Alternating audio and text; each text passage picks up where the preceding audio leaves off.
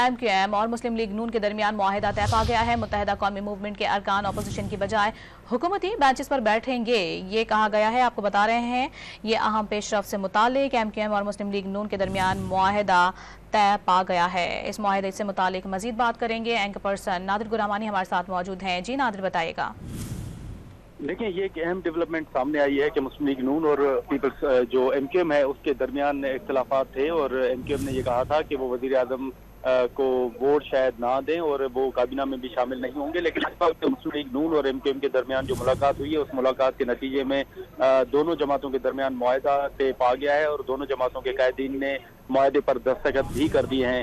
معاہدے کے مطابق جو بلدیاتی نظام اور کراچی کے مسائل کا حل ہے وہ معاہدے کا حصہ ہے، اور چارٹر کے مطابق آئینی ترامیم ترجیح ہوں گی۔ یہ معاہدہ 3 نکات پر مشتمل ہے جو مسلم لیگ نون اور ایم کیو ایم کے درمیان طے پایا ہے۔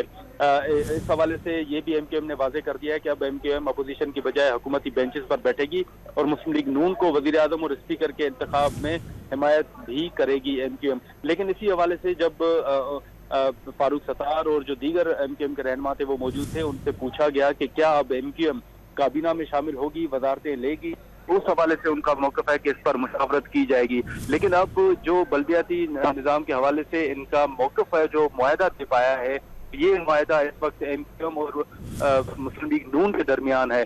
اب دونوں جماعتوں کا یہ موقف ہے کہ یہ معاہدہ لے کر پیپلز پارٹی سے بھی بات کی جائے گی، مولانا فضل الرحمان سے بھی بات کی جائے گی، اور جو دیگر جماعتیں ہیں ان سے بھی بات کی جائے گی، اور ان کو بھی اعتماد میں لیا جائے گا۔ اپڈیٹ کرے تھے آپ نادر، بہت شکریہ آپ کا۔